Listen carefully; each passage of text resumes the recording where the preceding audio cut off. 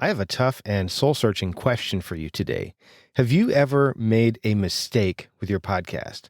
I know that I certainly have, and I know that I'm not alone. But when you do that, what do you do? And how do you fix not only the mistake that you made, but the mistakes you haven't made yet? Those are what we're going to talk about today. What's happening, podcasters? This is 1000 Podcasters, and I'm Brian Ensminger. I'm a podcaster and a podcast editor.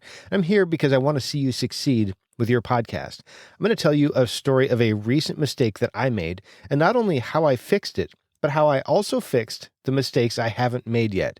Because here's the deal. We all make mistakes. We're all human and imperfect, and we make those mistakes. And when we do, they cost us not just the time and the money and the having to go back to do things again, but when we make mistakes multiple times, that compounds and we can begin to feel like a failure. We can begin to wonder what people think about us because we've made mistakes, especially in a public medium like this where we publish things and it's basically available for the world to hear.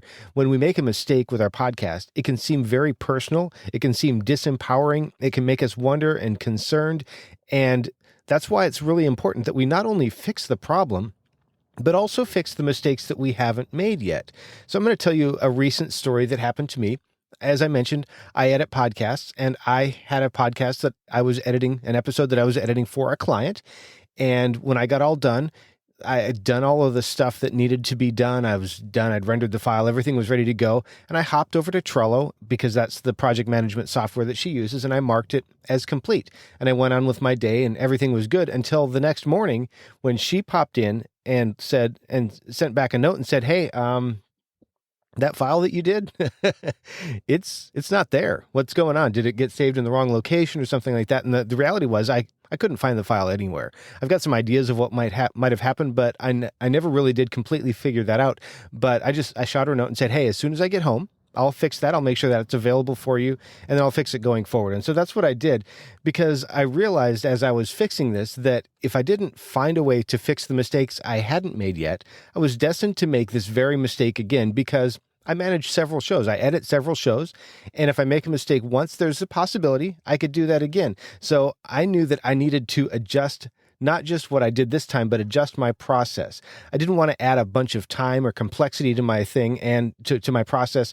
And I was really concerned that I might miss something. So I added a quality check step to my editing checklist. It was something along the lines of, make sure that the file is uploaded to Dropbox or whatever service that particular client works with. I'm using ClickUp for my internal project management, so I just added it to my checklist right there. You might be using Asana or Trello or something like that. In fact, you might be not using any kind of project management software. That's okay, but these are the kinds of things you don't want to keep in your head. You want to have them written down somewhere so you can use that checklist over and over. And I want to kind of address something that might be sitting in your head right now. You might be one of those people who are thinking, but my podcast is creative. There's no process. I don't want to be controlled by a list. I don't want to have things written down because I just want to create. I want to go out and do this thing. But here's the thing. If you can define a process flow, it will help you produce faster and get better results, and it will provide you the foundation that I was just talking about by adding something to your checklist. Now, you might be thinking, well, but artists don't follow processes, but the reality is they do.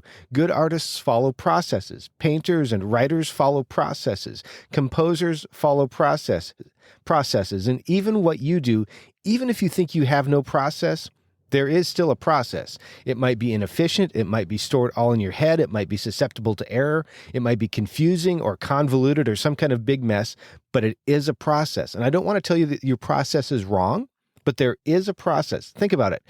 No matter what you do when you're producing, when you're creating, you can't publish before you sit down or stand up to record or to broadcast. You can't publish it without first having some way to record or publish the audio. You have to actually have something set up. Something has to go before you publish or before you broadcast.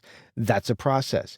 You can't have a guest on your show without first asking or having someone ask you to be a guest on the show, and ideally either scheduling it or doing something right there. But that has to happen before you have a guest on your show. You can't have a show before you have the show set up and have some kind of feed or some kind of way to deliver it to the world, because if you don't have that, you don't have a show. You might have some great recordings. You might have a way to share them with friends or family, but you don't have a publicly available show. Nearly every part of what you do for your show, for your podcast, has something that comes before it and something that comes after it. It might not always be the same thing if you do things differently every time, but there's always something that comes before and comes after. And the more that you can bring some structure to that to provide a framework for your creativity, the faster and easier you're going to be able to do this, because there is always something that comes before and after. And that's exactly what I did. I took my process, a checklist, and I added something to it. And then the very next episode I produced for that particular client, which was just a few hours later, I took the 30 seconds at the end. I went through my checklist. I checked the last thing. I made sure the file was where it was supposed to be. I checked it off and the file was there. And as long as I follow my own process, I know that I won't miss this part the next time or the next time or the next time. And you can do the same thing. And when you do this, you'll not only be able to do something faster, you'll also be able to do it more consistently. You'll get better results. You will continue to improve time after time after time, because every time you find a mistake, you can find a way to tweak your process, the process that you understand, the process that you're writing down, the process that you're bringing structure to, and occasionally the process that you have to add to in order to not make that mistakes. And when you do that, you won't mess things up. You'll fix the mistakes now that you could have made in the future simply by investing a little bit of time and possibly a check or something like that through your process. So that's what I had for you today. I'm wondering, have you ever made a mistake with your podcast? And if it was process related, if it was something that could be addressed by changing what you do or how you do it, how did you do that? Leave that comment. I would love to hear from you. You'll find that at toptieraudio.com. That's the place that you can connect with me. You can set up consultation services. You could hire me as an editor. You can also leave your comment on this episode. And Top Tier Audio, that's the place to do all of that. Thanks again. Now go out there and make a great podcast, and make it great every time.